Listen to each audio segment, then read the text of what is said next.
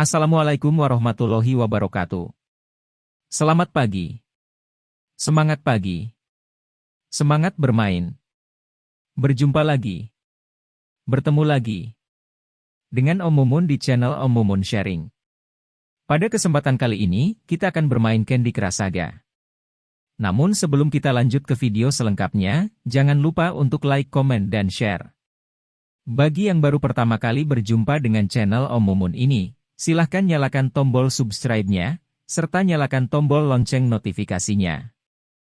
Agar tidak ketinggalan video-video menarik dan bermanfaat dari Om Mumun, tonton video ini sampai selesai agar lebih happy. Mari kita saksikan video ini selengkapnya. Yang ada lecet kulit. Ini mateng loh.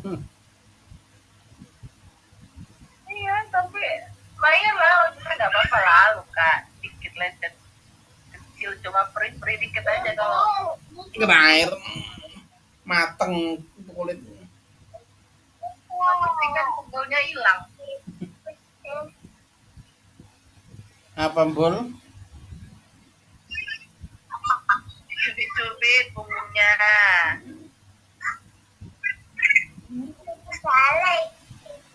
Salah. Apa?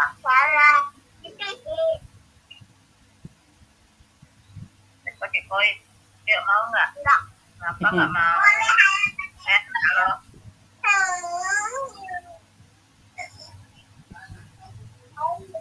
iya, nggak pada pijit-pijit terus matanya. Siapa? Itu dia nonton tuh. Kalau sih Udah kosong biji deh ya. Iya. Ya, sama bersih. Ayo tante. Pijit-pijit.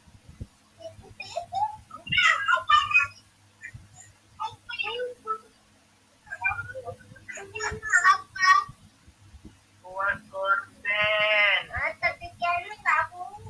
Itu udah lampunya. Oh, Mayuna.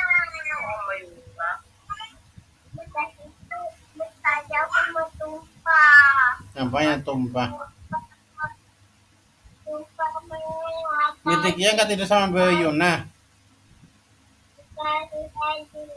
Dia tuh saya bobo sama Mayuna.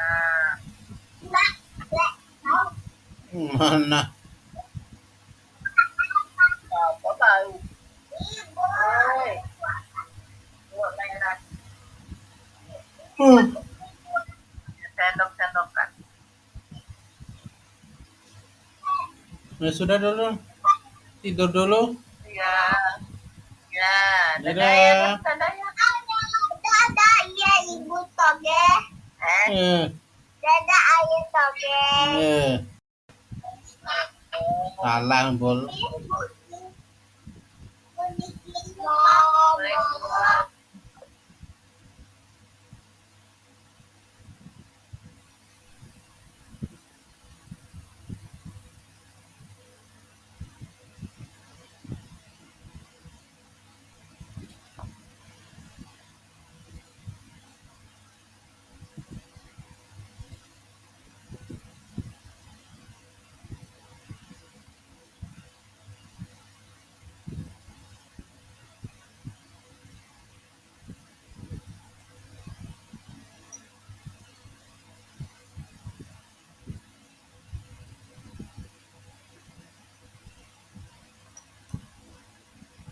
Mamut rasa kamanungsan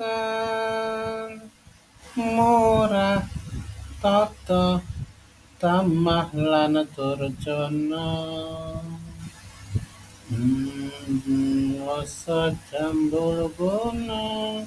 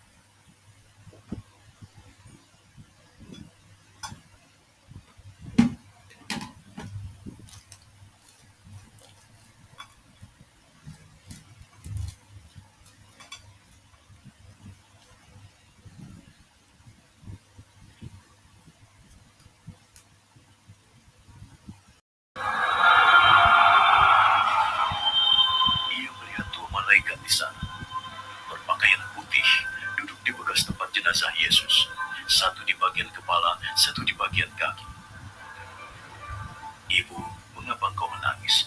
Mereka bertanya, Mereka mengambil jenazah Tuhanku. Aku tidak tahu di mana mereka meletakkannya. ia menengok ke belakang. Maria menoleh padanya dan berkata dalam bahasa Ibrani, Rabboni. artinya guru. Jangan pegang aku, karena aku belum naik kepada Bapa. Temuilah saudara-saudaraku dan beritahukan bahwa aku akan naik pada Bapakku dan Bapa mereka, Allahku dan Allah mereka.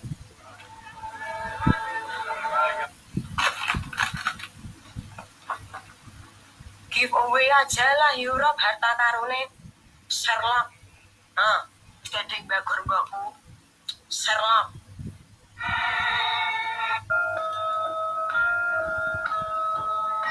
Hai guys, mari kita cek detail produk bareng Fox. Kali ini kita mau bahas keistimewaan dari Northern. Tas satu ini punya kompartemen dibagi 2000 mas. Parkirin satu motor dapat 2000 loh. Iya, selesai ya. Nggak mungkin nyuri ya. Nggak mungkin nyolong TV. Kalau nyapu ya Nah, gitu ya. bisa jadi itu kalau nyapu. Mahal. Karena mahal. Tapi kalau gelek kan pasti dapat. Udah gitu kalau dia habis dapat, nggak mungkin kemana-mana. Pasti mojok di situ senyum. Injek juga. Iya betul. Nggak mungkin terjadi begal. Nggak mungkin memperkosa. Nggak mungkin. Orang dia lihat motor aja nggak punya tawa ya. Jadi maksudnya kadang-kadang salah selalu. Maksudnya jangan mengkambing hitamkan anak-anak muda yang menilai bahwa mereka adalah kriminalitas. Yang kita 2011 tuh sempat ngebahas soal ini, maksudnya soal tentang legalisasi ganja. Cuman buat gua adalah kalau sebatas itu untuk pengobatan medis baik-baik aja. Tapi kalau memang sudah tidak mengkonsumsi dari tahun 2002. Tapi lu nggak mengkonsumsi gara-gara ada undang-undangnya kan? Anak, udah punya bini mas, Iya. udah kembali ke jalan yang benar. Tapi maksudnya gara-gara undang-undangnya dong. Bukan gara-gara lu nggak mau kan? Karena undang-undangnya tidak memperbolehkan orang untuk Iya, ganja dong. iya. John Freddy, Tangerang Mantok Mas Rewo. Kalian tahu nggak, kecap manis adanya cuma di Indonesia. Nggak ada kalian cari di negara lain tuh nggak ada yang namanya kecap manis. Pada awalnya kecap memang dibawa sama bangsa Cina. Dan pada tahun 1882, Teng Hanzo mendirikan pabrik kecap pertamanya di Indonesia, di Tangerang. Kecapnya berupa kecap asin. Jadi merek kecap Benteng dan kecap Istana menjadi merek kecap tertua di Indonesia sampai saat ini masih beroperasi. Dan produknya bisa kalian temukan di pasaran. Terutama di Pecinan itu banyak yang menjual kecap Benteng. Karena kecap asin kurang disukai masyarakat Indonesia, pada tahun 1889 On Jimbut membuat pabrik kecap manis pertamanya yang ada di Probolinggo yang dinamakan kecap manis Cap Orang Jual Sate. Jadi kecap ini menjadi merek kedua kecap tertua di Indonesia. Jadi di tahun 60-an sampai 70-an, wilayah ini terkenal banget dengan produksi alkohol lokalnya. Bahkan minum alkohol udah jadi kebiasaan orang-orang di sini, mulai dari orang dewasa hingga para remaja. Sehingga hal itulah yang menghancurkan masa depan generasi muda di desa ini. Pemerintah setempat sudah pernah melarang produksi alkohol dan menyita semua alkohol di sana. Tapi ya semua itu sia-sia. Hingga akhirnya ada seorang anak muda bernama Uni Krisnan yang termotivasi untuk belajar catur karena melihat Bobby Fischer seorang grandmaster yang masih berusia 16 tahun. Uni Krisnan ini pergi ke desa sebelah untuk belajar. Awas Yon, lemah terus melaku Yon, terus Yon. Awas Yon. Melaku, wet kelopo melaku eu. Terus iki terus nang embong nutup iki aduh tambah tek kabele. Aduh kate ngurup iki kabele. Awas. Awas pawon melaku iki. Melaku terus iki nang embong iki melaku iki. Awas. Aduh terus Yon. Terus iki. Lagi terus. Awas deh, anak deh.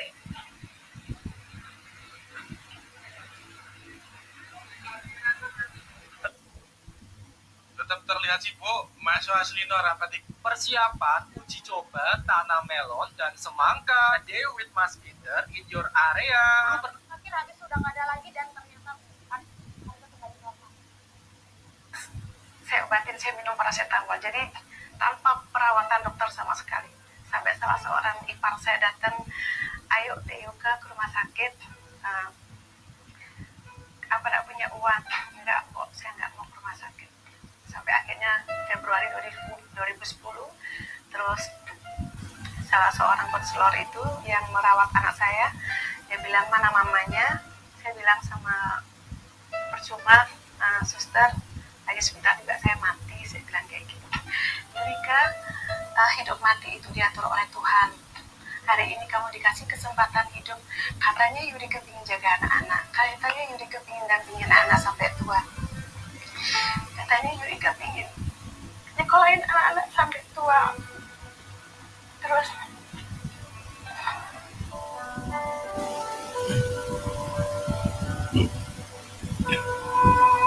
Si Bubung jalan-jalan ke Pineng.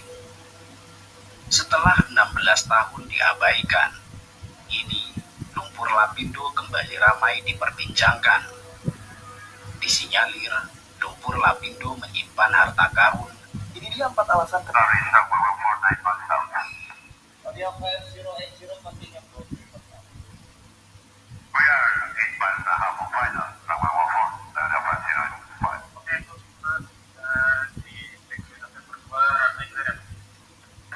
Oke, semua sudah keluar.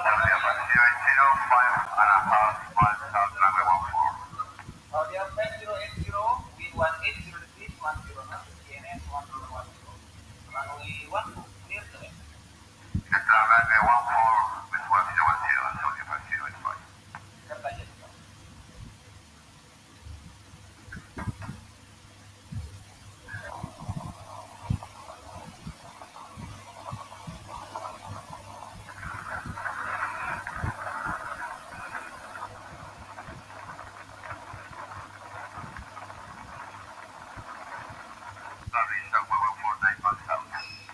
Audio 5080 continue bro.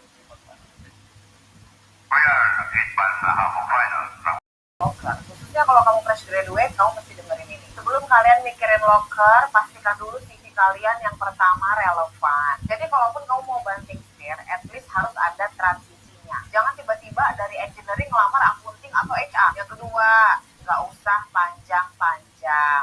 Fresh graduate, satu halaman aja. Dan para fresh graduate, ingat ya, dunia kerja is nothing like dunia pendidikan. Selain persiapan CV dan latihan interview, mental juga perlu. Karena kita ngomongin real world, di mana kamu tidak hanya dibentuk secara profesional, tapi juga personal. Makanya kali ini kalian harus lebih gercep, karena banyak banget orang kehilangan kesempatan ya karena kurang gercep. Lowongan udah ada, CV belum ready. Mana mau gercep? Tim gercep sini ikutan Buyo ke Career Fair-nya Career Fest, biar kalian lebih tahu cara mempersiapkan CV dengan baik. Terus kalian akan dapat persiapan untuk masuk dunia kerja dan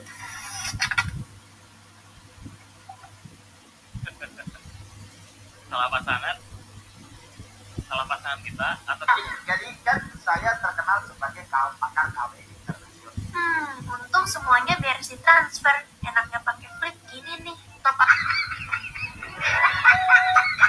Tak bidang saya, mana kalau tidak motor apa berbeda. Busuk ini aku rakan mau bebas nih kono malah. Orang kon mangan, rakan tidak foto wae. Tak mangan semongkok saya.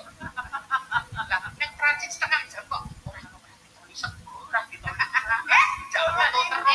Iki coba yang ngono kuwi. Etok-etok kele kagungan dalem lho senengane. Maksudnya pancen aku mau kotak plastik iku. Sebenarnya kertas to sebenarnya kok. Alah. Aku tuh yang begini. Mbak Mikir pun ampun kuatir iki mun disepaki kata jenengan disepaki sambel goreng, enek tempene, enek doke, enek sangan kuning, jate kresek dene siji. Lorotan piring kuwi. Tuas atap kok kena nggo kirim pegawe sesuk aku gitu lho. Tak bintang sik yo, mana kalau tidak kotor apa berbeda. Busuk iki aku jangan panggil keluarga aku. Kenapa ya perusahaan Amerika Serikat lebih memilih membangun pabrik di China dibanding di Indonesia? Bukankah Indonesia bayaran karyawannya lebih murah ya? Di China, satu kabupaten diborong semua disuruh kerja di satu perusahaan besar yang lengkap sampai dibikinin sekolah, rumah sakit, restoran, pasar, dan sebagainya buat pekerjanya. Semua kerja di pabrikan ini. Gede di sini, kawin di sini, beranak di sini, dari bapak sampai anak. Di sana nih lengkap, mau insinyur, ahli IT, ahli produksi. Saatnya mabar bareng Aladin. kiri.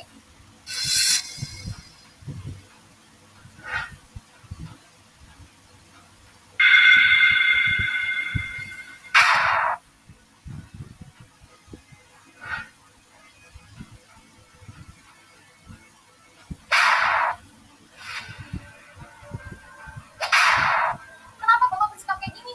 Dari awal saya ikutin Bapak, saya cukup ya Pak kesabaran saya. Apa ini bukan anak Bapak? Betul itu. Orang tua kok seperti itu. Satu apaan?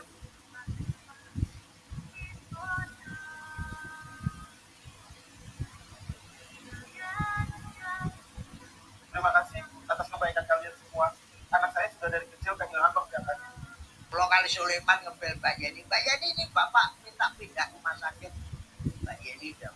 Orang iso mas, bapak tuh urusannya negoro. Aku lo mati pak, bijangin cimawon. Dawuhipun Gus Dur nopo. Buatan saiki aku pindah. Terpaksa. Langsung neng rumah sakit MMC. Nah, kok jam 8 isu ini tekon pulau. Sampai ngebel kantor Jembroto. Enten nopo. Pulau ngebel kali perawat-perawat kantor Jembroto. Nah kok pripun dalu jam 12 Gus Dur pindah. Anu mas, tinggal Gus Dur di ruangan ini yang mati 4. Niku saya itu. Lah kula mas tuh Gus Dur sing mati 4 tuh. Nggih wong jagem mau malaikat kuninga iku tertentu. Kula kali Sulaiman ngebel Mbak. Intip Goodie Bag, KKN UGM yuk. Halo, nama kamu siapa? Halo, nama aku Tiara. Kamu mau KKN kemana? Mau ke Maluku. Kalau anak KKN kan biasanya dapat seperangkat ya goodie bag kan. Oke, boleh nggak kita intip apa aja sih ya? Intip ya? Boleh dong, boleh. KKN UGM. Ada ini buat koper, terus ada stiker KKN UGM, terus ada ini surat izin kalau misal mau meninggalkan tempat KKN, terus ada logbook buat ngisi sehari-hari, lanyard nih, lanyard KKN UGM, terus kita juga ada ini yang paling penting juga lo kok hilang. Nah ini yang paling sakit semangatnya sampai tumpeh-tumpeh ini penting. Wah, gimana perasaannya mau KKN? Oke siap.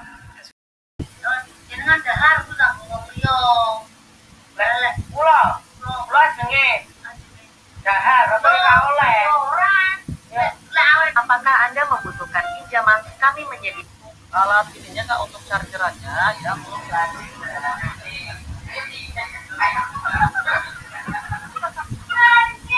UKT kalian mahal, ajuin banding lah.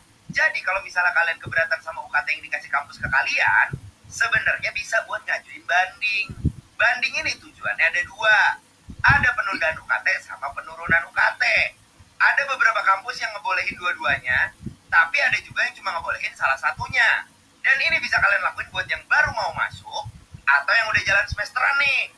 Cara paling umum biar gampang di-approve, itu sebenarnya gampang, cuma bawa salah satu dari 3 surat sakti. Yang pertama, surat penghasilan tidak tetap.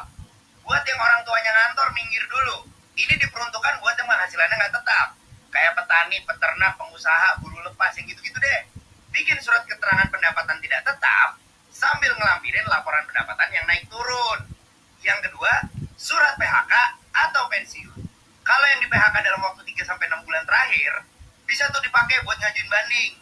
Kalau yang orang tuanya udah pensiun, di tahun-tahun ini, bisa juga dipakai buat penurunan UKT.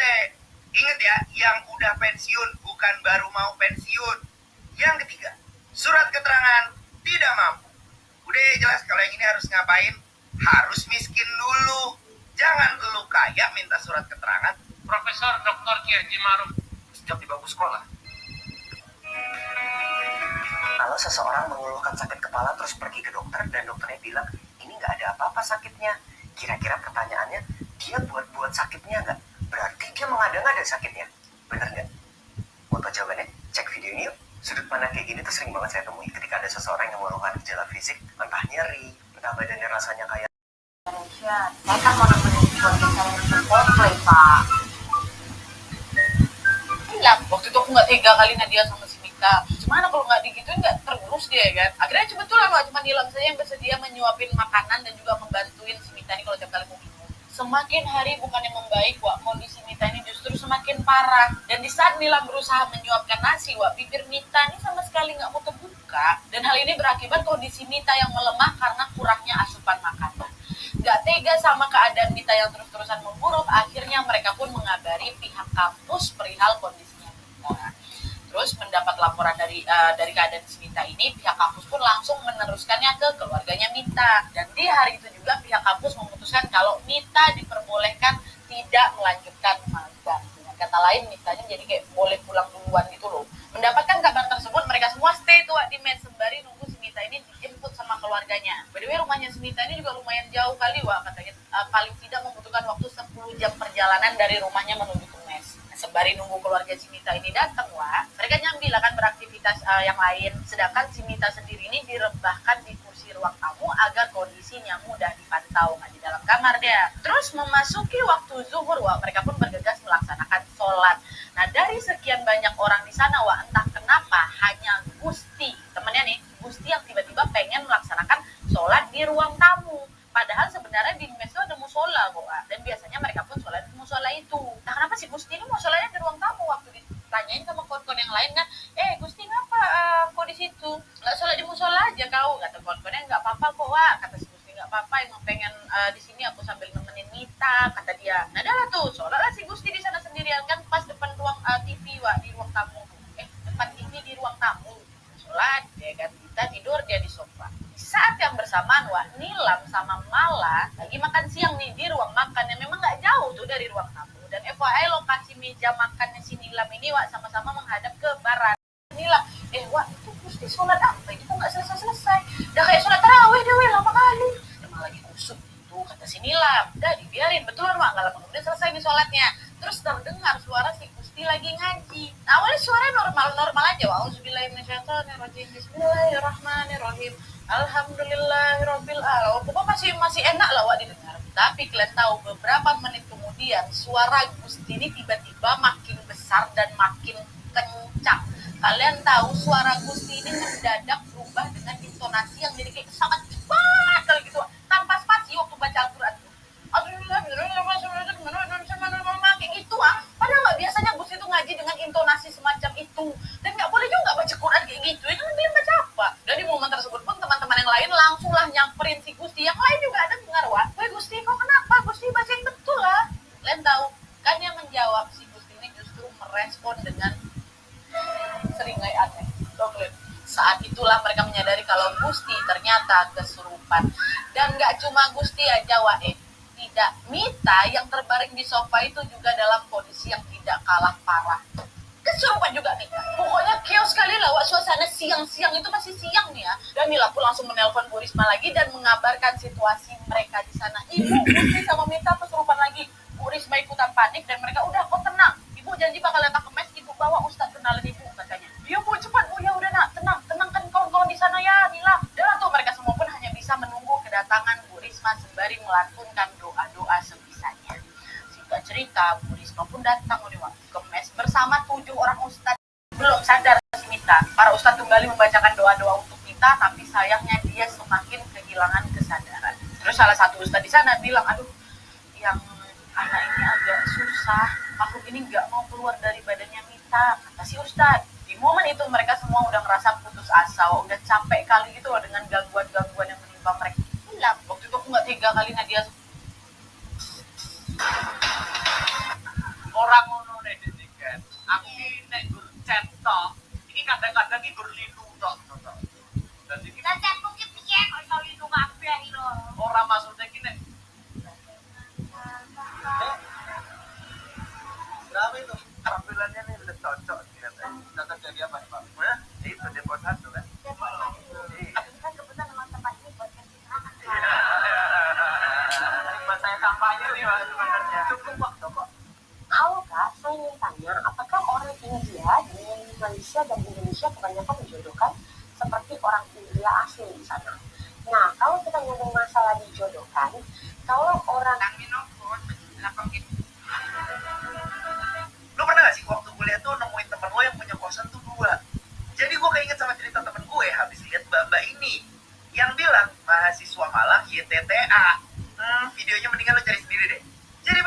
ceritanya. Jadi gue punya teman cewek, dan dia tuh teman kampus gue. Dan dia cukup sering buat nebeng sama gue buat ke kampus. Gue nggak masalah karena kosannya sejalan sama kalau gue mau ke kampus. Rumah gue di Sojajar, kosannya di Kalpataru, kampus gue di Suhan. Sejalan dong. Ada di satu momen, dia nanya ke gue, lu ke kampus jam berapa? Gue bilang, jam 9 gue ke kampus. Terus dia nanya lagi sama gue, boleh bareng nggak? Ya gue bilang, ya udah nggak apa-apa. Ya gue pastiin lah jamnya, ya udah ntar gue jemput jam 8:30. Terus dia ngomong tuh sama gue, tapi sekarang gue tinggalnya di candi-candi. Ntar habis ini gue Sherlock. Ya udah gue positif thinking, oh mungkin dia pindah kosan. Setelah gue jemput tidak ada apa-apa. Terima kasih telah menyaksikan video Om Mumun bermain Candy Crush Saga. Sekali lagi jangan lupa like, komen, dan subscribe-nya. Terima kasih dan sampai jumpa di next video. Wassalamualaikum warahmatullahi wabarakatuh.